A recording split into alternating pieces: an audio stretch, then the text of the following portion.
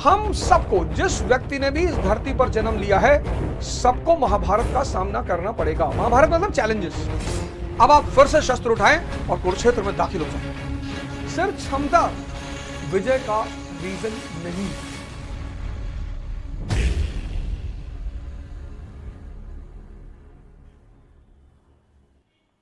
जय हिंद फ्रेंड्स। भारतीय संस्कृति में कुछ ऐसे शब्द हैं कि मात्र वो शब्द समझ में आ जाएं तो पूरा दर्शन पढ़ने की कोई जरूरत नहीं है। बड़े प्यारे प्यारे शब्द हैं। उसमें से एक शब्द है महाभारत। बहुत प्यारा शब्द, महाभारत। महाभारत की खास बात यह है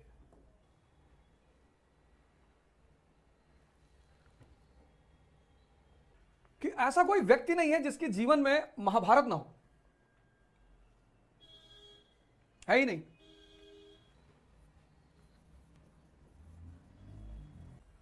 कोई दुर्योधन की तरह लड़ रहा है, कोई कर्ण की तरह लड़ रहा है, कोई भीष्म पितामह की तरह लड़ रहा है,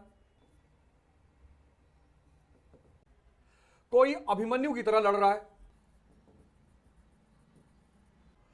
और तमाम पोटेंशियल होने के बावजूद, ये सब पोटेंशियल वाले लोग हैं, और तमाम पोटेंशियल होने के बावजूद ये सब के सब हार जा रहे हैं और मारे जा रहे हैं। तो पहली बात ये हो गई, अब ये बात तो क्लियर हो गई कि सिर्फ क्षमता, जिसको हम पोटेंशियल कहते हैं, सिर्फ क्षमता विजय का रीजन नहीं है। विजय के अलावा, क्षमता के अलावा बहुत सारे लोग पूछते हैं सर हम आईएएस बन सकते हैं, और बहुत सारे लोग बन सकते हैं। पर यह सवाल उठता है कि सब लोग को बनने की जरूरत ही क्या है? सब आईएएस बन जाएंगे तो बाकी साइंटिस्ट कौन बनेगा, डॉक्टर कौन बनेगा, इंजीनियर कौन बनेगा? तो कोई जरूरी नहीं कि सब आईएएस बने। क्षमता सबके पास है। यह तो बात ही खत्म हो गई क्षमता वाली। क्योंकि ये देख लो, दुर्योधन, कर्ण, अभिमन्यु, भीष्म पितामह, सब, इन सब के पास पोटेंशियल है, पर ये हार भी रहे हैं और मारे भी जा रहे हैं।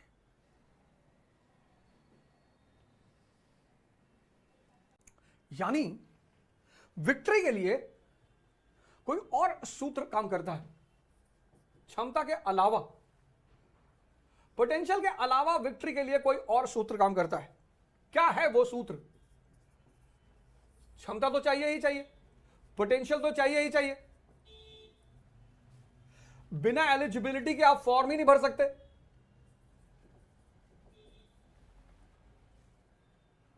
तो एलिजिबिलिटी और क्षमता दोनों आपके पास है। मिसिंग क्या है? पहली चीज जो मिसिंग है वो है एक शानदार कोच।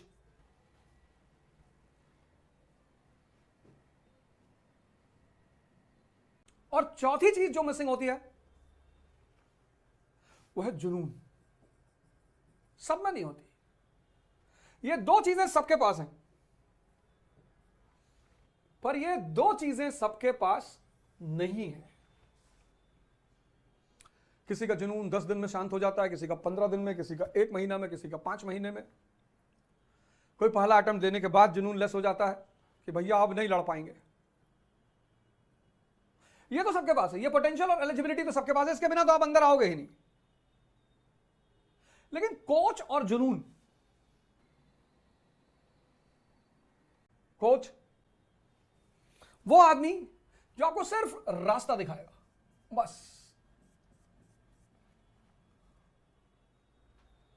उत्साह देगा, रास्ता दिखाएगा,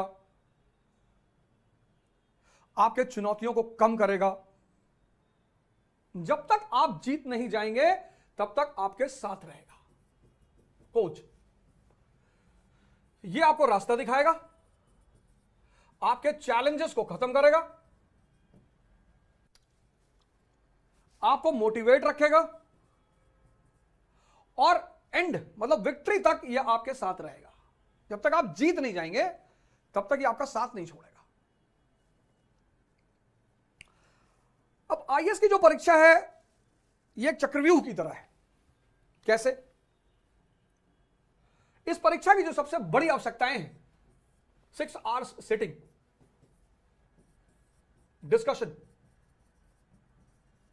राइटिंग, थिंकिंग, ये 4 काम इस परीक्षा की कोर है, कोर। और 95% इसे नहीं कर पाते, 95% कर ही नहीं पाते। पढ़ते हैं बस, सिर्फ एक काम पढ़ते हैं, डिस्कशन करते नहीं, सबसे आसान तरीका किसी कॉन्सेप्ट को हजम करने का। राइटिंग करते ही नहीं, सबसे प्यारा तरीका किसी कॉन्सेप्ट को हजम करने का। थिंकिंग करते नहीं, सबसे प्यारा तरीका है कॉन्सेप्ट का क्रिएट करने का। बस इसी का फायदा कोचिंग इंडस्ट्री उठाती है। भाई आप जॉगिंग नहीं करेंगे, ध्यान नहीं करेंगे, तो 3 किलो चावल एक दिन में खाएंगे, 1.5 किलो सुबह, 1.5 किलो शाम को।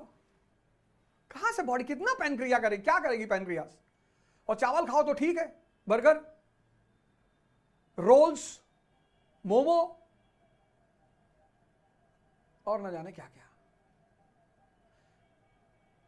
तो डॉक्टर ये नहीं कहता कि भाई खाना खाओ तो मेहनत करो, सिद्धांत है खाना खाओ तो मेहनत करो। अब जितने लोग इस बार प्रीलिम्स में फेल कर गए, उन सब के सामने, बहुत लोगों के सामने 2026 एक का टारगेट होगा।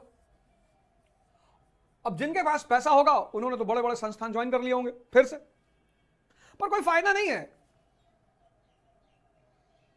ही नहीं।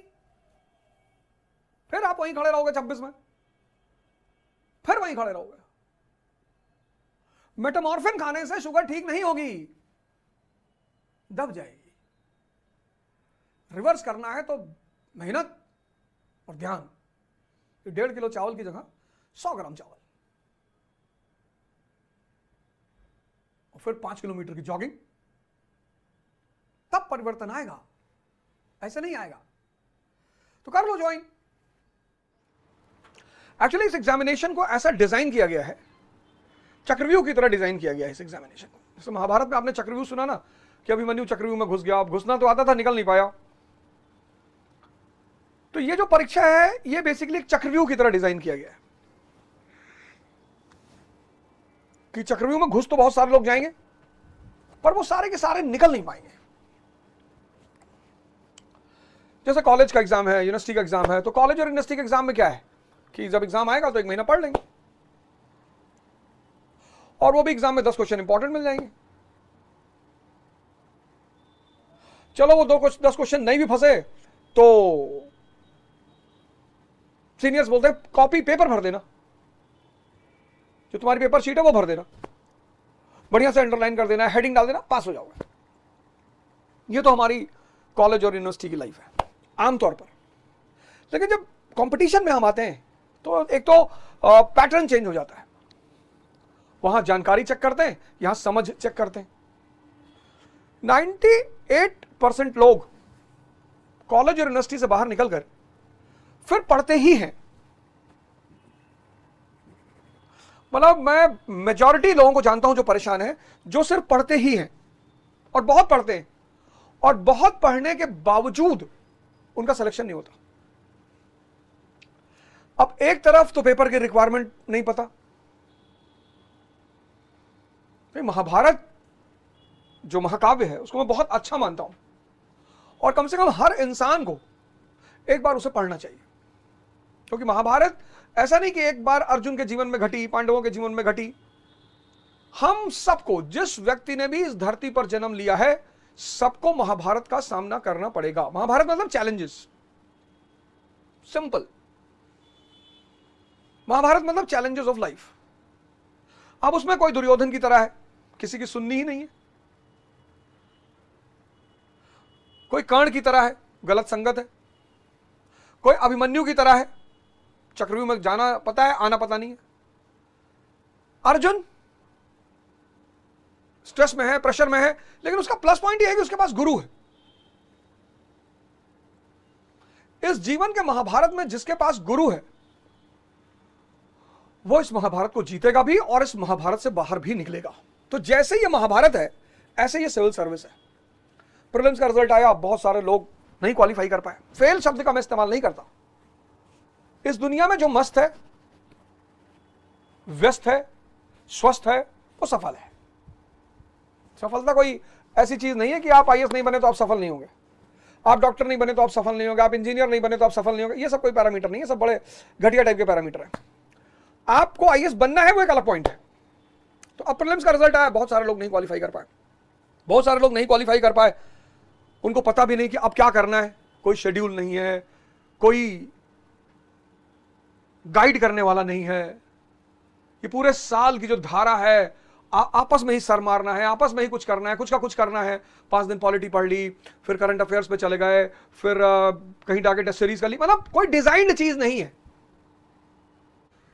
98% लड़के ऐसे होते हैं इस वक्त, ऐसे होंगे जिनके पास कोई विजन नहीं होगा, कोई प्लान नहीं होगा, कोई स्ट्रेटजी नहीं होगी। वजह, हमारी सबकी आदत है प्रेशर में काम करने की। संडे देखो आप, संडे का कॉन्सेप्ट क्या है, और संडे की खुशी किसको होती है? जो वर्किंग लॉबी है, जो मालिक है, उसके लिए कोई संडे नहीं है। अगर आप संडे को बहुत गौर से देखो तो संडे सिर्फ एम्प्लॉइज के लिए होता है। एक साइकोलॉजिकल सेटिस्फैक्शन वर्किंग क्लास को दिया गया है, छुट्टी। भाई मालिक तो डेली जो चाहे वो करे, वो तो ओनर है। ऑफिस में आए, लेट जाए गद्दा बिछा के, मूवी देख रहा है, साम्राज्य चल रहा है, सेट कर दिया उसने पूरा साम्राज्य। और 7 दिन अगर मजदूर काम करेगा तो इरिटेशन बढ़ता चला जाएगा, फ्रस्ट्रेशन। तो एक दिन हमें भी तो मालिक बनने दो। तो 95% जो लोग हैं दुनिया में, वो बेसिकली इंप्लॉय मेंटेलिटी के लोग होते हैं। ये चीज मैंने अपने आप में देखी। डिसिप्लिन मास्टर मेंटेलिटी का सबसे प्यारा लक्षण है। 100 लड़के अगर तैयारी कर रहे होंगे तो 5 डिसिप्लिन होंगे, 5 के पास पूरा प्लान होगा, स्ट्रेटजी होगी, सब कुछ होगा। 5, 95, उस 95 में मैं भी खड़ा हूं। जनवरी में जाके हम लोग पेसअप होते थे, फरवरी में पेसअप होते थे कि भैया प्रीलिम्स आ गया। ये 4-5 महीने कैसे निकल जाते थे हमें पता नहीं होता था। हमें यह नहीं पता होता कि यही 4-5 महीने सबसे ज्यादा कीमती है। सितंबर, अक्टूबर, नवंबर, दिसंबर, ये 4 महीने सबसे ज्यादा कीमती है।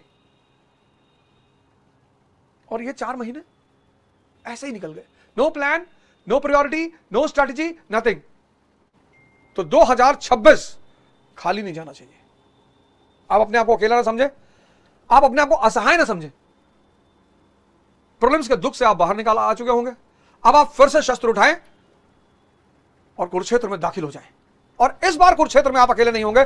मैं अवध ओझा, इकरा आईएएस आपके साथ खड़ी होगी। जय हिंद, जय भारत।